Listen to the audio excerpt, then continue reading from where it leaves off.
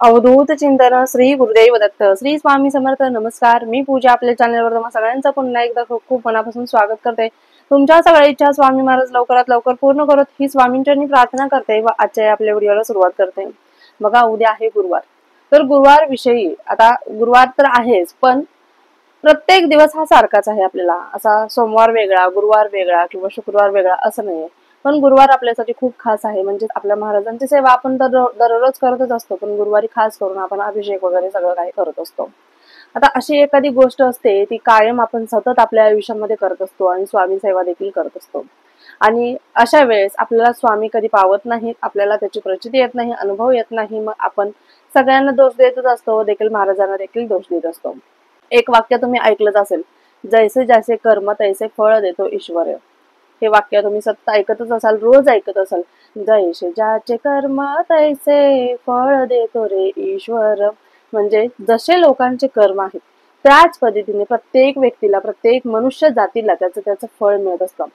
कर्माचा भोग कधीच संपत नाही, कर्माचा फेरा कधीच संपत नाही. प्रत्येकाचा कर्म प्रारब्ध हा वेगळा असतो. बघा, तुमच्या आयुष्यामध्ये तुम्ही भरभरून स्वामी सेवा करत आहात. महाराजांची इतकी स्वामी करतात जितकी मी देखील करत नाहीये. पण तितकेच वाईट तुमचे कर्म आहेत, तितकेच वाईट तुमचे कर्म आहेत. तर हे देखील सांगते, स्वामी त्या व्यक्तीला कधीच पावत नाहीत. तुम्ही एकीकडे स्वामी सेवा करता, एकीकडे एखाद्या ठराविक व्यक्तीला सतत अपमानास्पद वागवत असता, सतत त्याचा तिरस्कार करत असता, सतत रोज तुमचे कर्म तुम्ही वाईट करत असता. अशा वेळेस तुम्हाला कधीच स्वामीच काय कोणताच देव पावणार नाही. या सगळ्यात मोठ्या चुका आहेत आणि या गोष्टीच आपल्या हातातून घडत असतात. यामुळे आपल्याला खूप मोठमोठे भोगावे तर लागतात व खूप वाईट संकटातून, दुःखातून देखील जावं लागतं. म्हणजे एकतर दुःख असतं आपल्या पाठीमागे, एकतर संकट असतात. एकीकडे महाराजांची सेवा करत असतो आणि एकीकडे आपण एखाद्याचा अपमान करत असतो किंवा वाईट कर्म करत असतो. जे करायला नको तसे वाईट कर्म आपण करत असतो.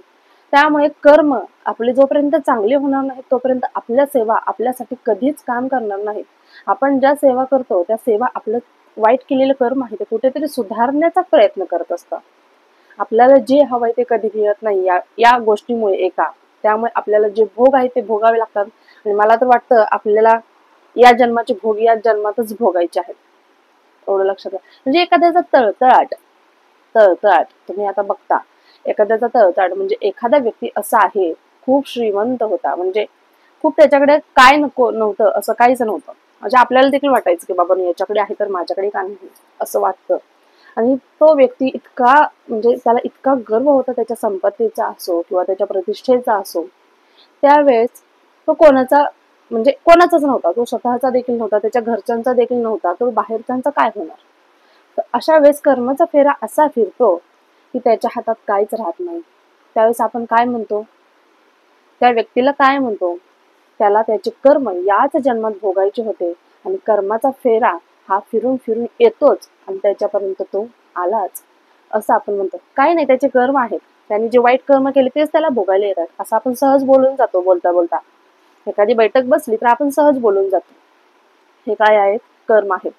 तर तरी सुद्धा बघा, आपण स्वामी सेवेत दरवेळेस सांगत असतो की कधी कोणाबद्दल अपमानास्पद बोलू नये, कधी कोणाचा द्वेष करू नका, कधी कोणाला प्रत्येक व्यक्तीला, एखाद्या ठराविक व्यक्तीला काही बोलू नका, किंवा काही आपण सांगत असतो की कोणाचा अपमान होईल, कोणत्या स्त्रीचा असो, पुरुषाचा असो, कोणाचाही अपमानास्पद होईल, उद्धट बोलणं असं कधीच करू नका. यामुळे आपल्याला स्वामी सेवेचं फळ मिळत नाही. पण आपला देखील आत्मा आहे, तुमचा काय माझा काय आत्मा आहे. कधीतरी तळतळाट लागतो आपल्या आत्म्याचा, देखील माहित आहे. म्हणजे कधीतरी आपला स्फोट होतोच, आपल्या मनाचा, आपल्या सहनशीलतेचा स्फोट होऊ होतो. कोणाचा नाही, माझा देखील होतो कधी कधी. प्रत्येकाच्या घरात भांड्याला भांड वाजतच. अशा एखादा व्यक्ती असतो ठराविक, किती जरी त्याच्या तोंडाला नाही लागायचं म्हटलं, किती जरी त्याला इग्नोर केलं, किती जरी त्याच्यापासून लांब राहण्याचा प्रयत्न केला, तरी तो आपल्या मागे येतोच, आपल्याला त्रास देतोच. पण एक दिवस असा तळतळाट, असा स्फोट होतो आपला की आपण नाही ते त्याला बोलून बसतो, कारण तो आपण स्वतः काहीच करत नसतो. अशा वेळेस तो आपला आत्मा त्याला तळतळाट देत असतो. अशा व्यक्तींची देखील चूक आहे, यावेळेस आपली चूक नसते. आपण सहन केलं, पण सहन करण्याची देखील तितकीच मर्यादा असते.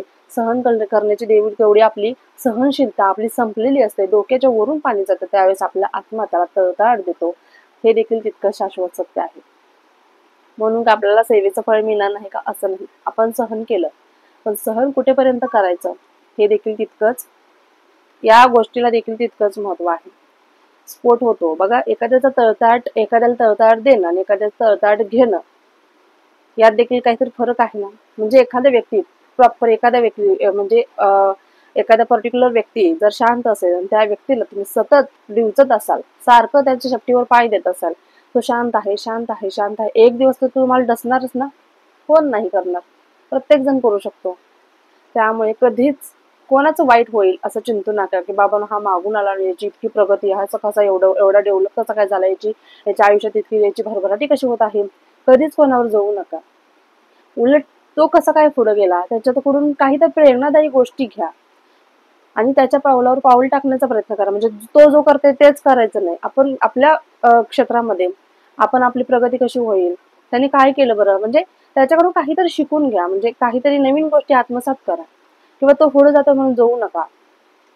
कोणाच्याही प्रगतीवर जळायचं नाही. मला एवढंच माहिती आहे, कोणाच्याही प्रगतीवर जळायचं नाही. माझा दुश्मन का असेना, मी कधीच त्याला मागे नाव ठेवलेलं नाही, कधीच नाही. माझ्या घरातल्या आयुष्यात असो, स्वतःच्या पर्सनल लाईफ मधलं देखील सांगते तुम्हाला, कधीच नाही.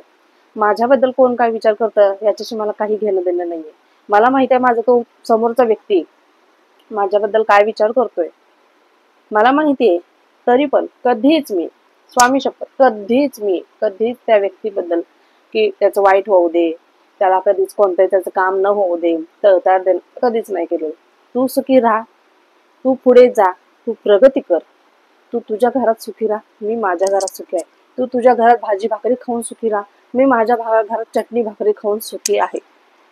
मला तुझा एक रुपया नको, तू घेऊही नको आणि देऊही नको, संपला विषय.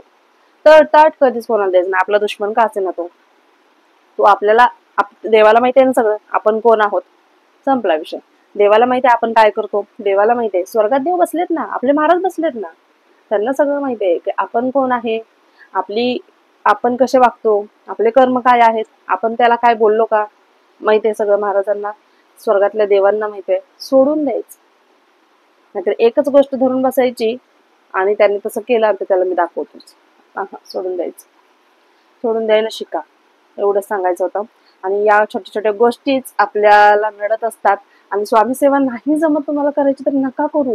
फक्त महाराजांना रोज अभिषेक घाला, धूप दीप अगरबत्ती दाखवा, नैवेद्य दाखवा आणि फक्त दिवसातून एकदा नाव घ्या महाराजांचा, मुजरा करा, बस. महाराजांना काही नको आहे. महाराज तुम्ही किती कष्ट करता, किती प्रामाणिक, किती शुद्ध अंतःकरणापासून महाराजांची ती देखील सेवाच आहे. हे करतात, ते बघतात, ते देखील तितकंच खरं आहे. नाही मला सेवा करायला जमत नाही, मी काय करत नाही, असं नाही करायचं. तुम्ही जे काही करता ना महाराजांसाठी, सगळ्या सेवाच आहेत, एवढं लक्षात घ्या. तुम्हाला नाही जमत, तुम्हाला वाचता लिहिता येत नाहीये, एखादी बाई असते घरामध्ये आपल्या गावच्या वगैरे की तिला सुनबाई करत नसेल, सासूबाईला सेवा करायची असते महाराजांची, पण तिला जमत नाही, बाबा भोळी बापडी सेवा मानून घ्या महाराज असं म्हणत असतात त्यांना मला काय पुस्तक वगैरे वाचता येत नाही. अशा वेळेस काय, महाराज सेवा मानून घेत नाही त्यांची, घेतात तर नामस्मरण त्यांचं एक दिवसातून 2 ते 3 वेळा नाव घ्या, सतत उठता बसता नाव घ्या महाराजांना सकाळ संध्याकाळ मुजरा करा, बस. महाराजांना अजून काही नको आहे, एवढंच हवं आहे महाराजांना. त्यामुळे कधीच कोणत्या व्यक्तीचा द्वेष करायला जाऊ नका, तिचा तिरस्कार करू नका. कधी कधी स्फोट होतो आपला, पण त्यातून देखील सावरण्याचा प्रयत्न करायचा आणि पुढे जायचं. त्याच गोष्टीत गुंडाळून त्याच डबऱ्यामध्ये बसायचं नाही, आपल्याला त्या खड्ड्यातून बाहेर पडून पुढे जायचं आहे, नवीन मार्ग शोधायचा आहे, एवढं लक्षात घ्या.